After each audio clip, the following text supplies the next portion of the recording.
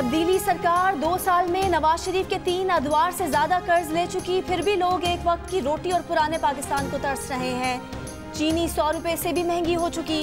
सरकारी अस्पतालों में मुफ्त दवाएं बंद करके दवाओं की कीमतें बढ़ा दी। ऑपोजिशन लीडर शहबाज शरीफ की न्यूज़ कॉन्फ्रेंस, कहा कि एहतसाब के नाम पर इंतकाम और ऑपोजिशन को दीवार से लगाया जा रहा है। वजीर खारजा ने गैर जिम्मेदाराना बयान देकर सऊदी अरब जैसे करीबी दोस्त को भी नाराज किया।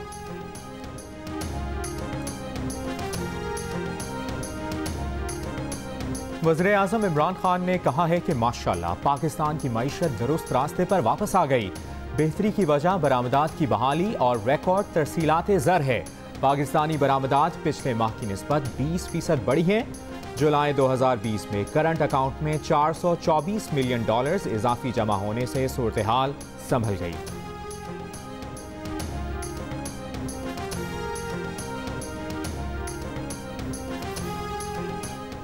डॉक्टर माहा अली मुबैना खुदकुशी केस में माहा का दोस्त जुनेद पुलिस के सामने पेश। बयान दिया कि माहा और वो शादी करने वाले थे, दोनों में मोहब्बत थी, झगड़े भी होते थे, हाथापाई होती थी। एक लड़ाई में माहा का दांत टूटा और खुद जुनेद की नाक फ्रैक्चर हुई। माहा के मांगने पर भी उसे पिस्तौल इसलिए ना दिया कि कहीं वो उसे कत्ल ना कर दे। मुबैना खुदकुशी वाले दिन भी माहा को फ़ोन किया। बाद में पता चला कि मसरूफियत का बहाना बनाकर माहा अली उस दिन किसी और के साथ थी। पुलिस को माहा अली के उस दोस्त की तलाश जिसने मुबैना खुदकुशी वाले दिन माहा अली को हॉस्पिटल से पिक किया था।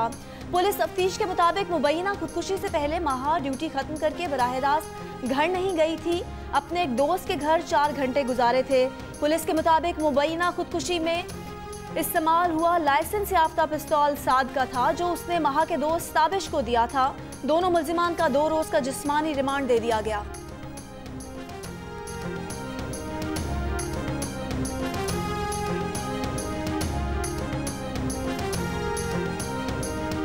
मुल्क को लूटने वाले वाजिबुल कत्ल हैं। इतना जुल्म चंगेज और हलाकू ने नहीं किया जितना इन 2 जमातों ने मुल्क से किया है। वफाकी वजीर गुलाम सरवर खान की ऑपोजिशन पर तनकीद, कहा 35 साल तक मुल्क को लूटने वाले चोर, डाकू और मुल्क दुश्मन हैं। इन बददियानतों और बदकिरदारों ने जमहूरियत के नाम पर मुल्क को लूटा है। गुलाम सरवर के बयान पर ऑपोजिशन जमातों का सख्त रद्द-ए-अमल। मरियम औरंगजेब ने कहा कि ये दहशतगर्द हुकूमत है। माफिया इस वक्त काबीना में दाएं और बाएं हैं। पीपल्स पार्टी के नैयर बुखारी ने कहा, गुलाम सरवर खान तो उस अरसे में खुद भी पीपल्स पार्टी का हिस्सा थे, तो वो खुद को वाजिबुल कत्ल करार दे रहे हैं। मेयर कराची वसीम अख्तर अलविदाई प्रेस कॉन्फ्रेंस में आप दीदा। हुकूमत सिंध और विफाक को लिखे खतूत की फाइल उठाकर पटक दी। कहा वजीर आला, गवर्नर, सदर और वजीर आजम सबको खत लिखे, किसी ने उनके एक खत का जवाब नहीं दिया। वजीर आला सिंध की तरक्की नहीं चाहते। लाड़काना, हैदराबाद, मीरपुर खास, नवाब शाह के बाद कराची को तबाह कर रहे हैं। वडेरा जहन के लोग बल्दियाती निज़ाम ही नहीं चाहते। मेयर ने दावा किया कि उनके पास 3 करोड़ अफराद का मैंडेट है, जो वजीर आला के मैंडेट से ज्यादा है।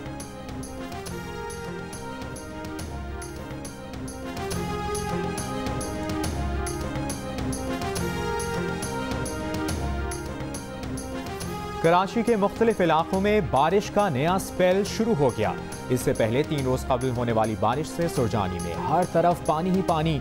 मकान डूबे हुए हैं, मकीन बेआसरा, बिजली आज तक गायब, गैस बंद। सेक्टर 4B और 4C से पानी निकालने का काम शुरू ना हो सका।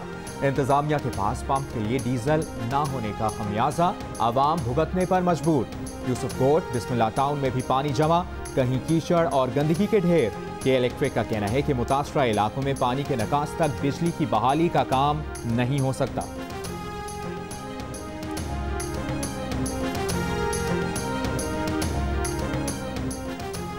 सेक्रेटरी बल्दियात सिंध रोशन शेख सिंध हाई कोर्ट से गिरफ्तार। नैब ने कराची की 265 एकड़ अराजी की गैर कानूनी मुंतकिली के केस में जमानत मुस्तरद होने पर हिरासत में लिया। रोशन शेख गिरफ्तारी से बचने 5 घंटे अदालत में बैठे रहे। अदालत ने हिफाजती जमानत की दरख्वास्त सुनने से ही इनकार कर दिया। साबिक DCO city district government Karachi Lala Fazlur Rahman, director water board Waseem को भी गिरफ्तार कर लिया गया।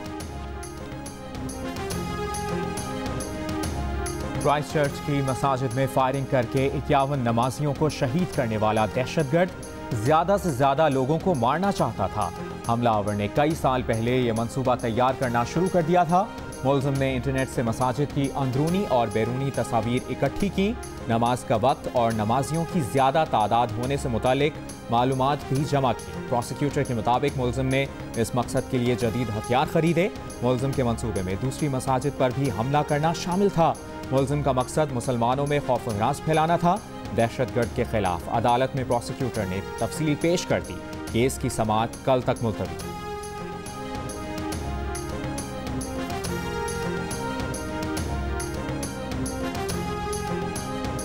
Allah is gone, but never forgotten. He will always be the light of our lives. I can't forgive you. You killed your own humanity, and I don't think the world will forgive you. No words can describe what my heart experienced at that time. Christchurch सानहे में शहीद अफराद के लवाहिकीन मुलजिम पर बरस पड़े। नम आंखों से शहीद अता की वालिदा बोली, तुम्हें माफ़ नहीं कर सकती। तुम्हारी निगाह में 51 मासूम लोगों का मुसलमान होना जुर्म था। अल-नूर मस्जिद के पेश इमाम ने कहा, तुम गुमराह हो, तुम्हारी नफरत बेवजह है। मुलजिम ब्रेंटन चेहरे पर बगैर किसी तासुर आंखों में आंखें डाले बातें सुनता रहा। पंजाब में तालीमी इदारे खुलने के बाद मॉर्निंग असेंबली नहीं होगी। तलबा में 6 फुट का समाजी फासला लाजमी। तमाम तलबा का टेम्परेचर चेक किया जाएगा। मास्क पहनना लाजमी होगा। सूबाई हुकूमत ने SOPs जारी कर दिए। स्कूलों में साबुन और हैंड सैनिटाइजर्स की दस्तयाबी यकीनी बनाने और इदारे रोज़ाना की बुनियाद पर डिसइंफेक्ट किए जाने की हिदायत। तालीमी इदारों में इंडोर गेम्स, झूले, खेलों की सरगर्मियों, सेमिनार्स, तकरीरी मुकाबलों और टूर्नामेंट्स करवाने पर पाबंदी होगी। हुकूमत ने 15 सितंबर से तालीमी इदारे खोलने का ऐलान कर रखा है। हतमी फैसला सितंबर के पहले हफ्ते में होगा।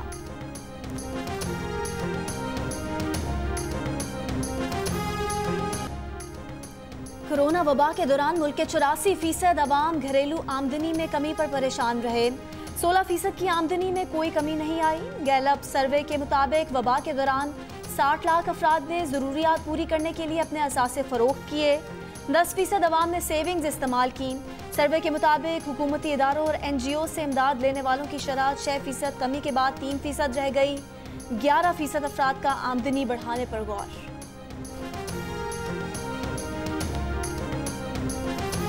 नवाज शरीफ अपनी मर्जी और अपने वक्त पर वापस आएंगे। अगर नवाज शरीफ डील के तहत गए हैं तो इजाजत किसने दी?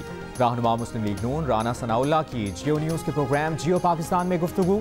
कहा, नवाज शरीफ बीमारी की वजह से बैरून मुल्क गए। मेडिकल बोर्ड और हुकूमती जिम्मेदारान के बयानात मौजूद हैं। नालायकों का टोला अपने ही बयान की तरदीद कर रहा है। बोले, नवाज शरीफ ने तो इनकार कर दिया था कि अगर गारंटी देनी है तो वो ऐसे नहीं जाना चाहते।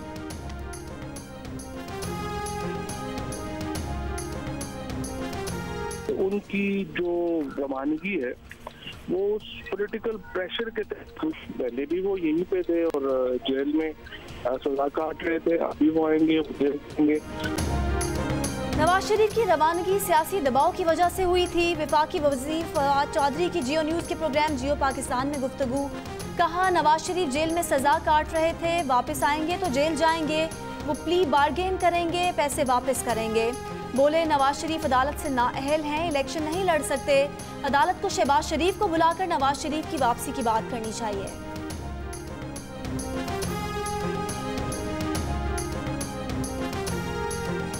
कराची के दाखिली और खारजी रास्तों पर CCTV कैमरे नस्ब करने का फैसला।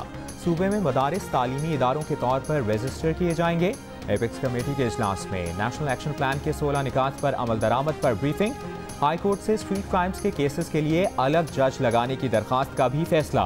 वज़ीर आला सिंध ने कहा, स्ट्रीट क्राइम्स के केसेस ऐसे बनाए जाएं कि मुल्ज़िमान को सजा हो।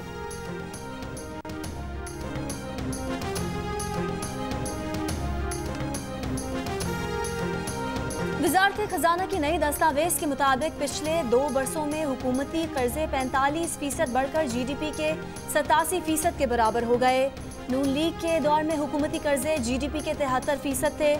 कानून के मुताबिक हुकूमती कर्जे GDP के 60% से ज़्यादा नहीं होने चाहिए।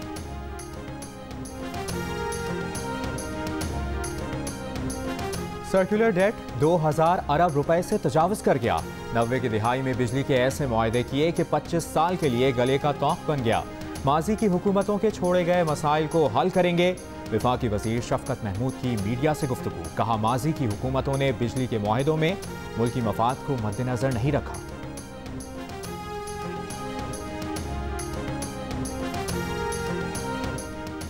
इल्जामात लगाने वाले पीछे रह जाएंगे और नया पाकिस्तान आगे बढ़ता जाएगा। तनकीद बराए तनकीद की कोई परवाह नहीं, वजीर आला पंजाब का मुखालिफिन को जवाब। कहा इल्जामात लगाने वाले तरक्की के सफर को रोकने के दर पे हैं। नए पाकिस्तान में मुफाद परस्त लोगों के एजेंडे की गुंजाइश नहीं। लूट मार की सियासत हमेशा के लिए दफन हो चुकी।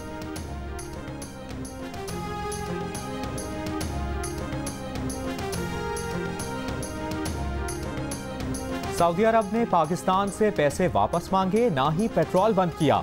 मकबूजा कश्मीर पर सऊदी अरब के मौक़िफ़ में कोई फ़र्क नहीं आया। वज़ीर ख़ारजा शाह महमूद कुरैशी की प्रेस कॉन्फ्रेंस, कहा कल अफगान तालिबान के वफ़द के साथ नशिस्त होगी। हमारी ख्वाहिश और कोशिश है कि इंट्रा अफगान मुज़ाकरात जल्द शुरू हों और पेचीदगियाँ कम हों।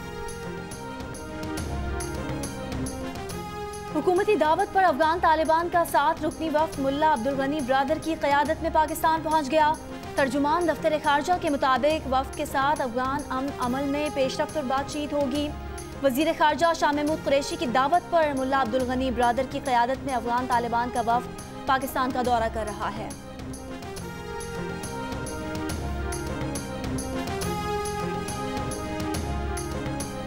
और एडिटर इन चीफ जंग और जियो ग्रुप मीर शकीलुर रहमान 164 रोज से कैद में। मीर शकीलुर रहमान की गिरफ्तारी, रोजनामा जंग, द न्यूज़ और जियो टीवी बंद करने की कोशिशों के खिलाफ मुख्तलिफ शहरों में एहतजाज का सिलसिला जारी।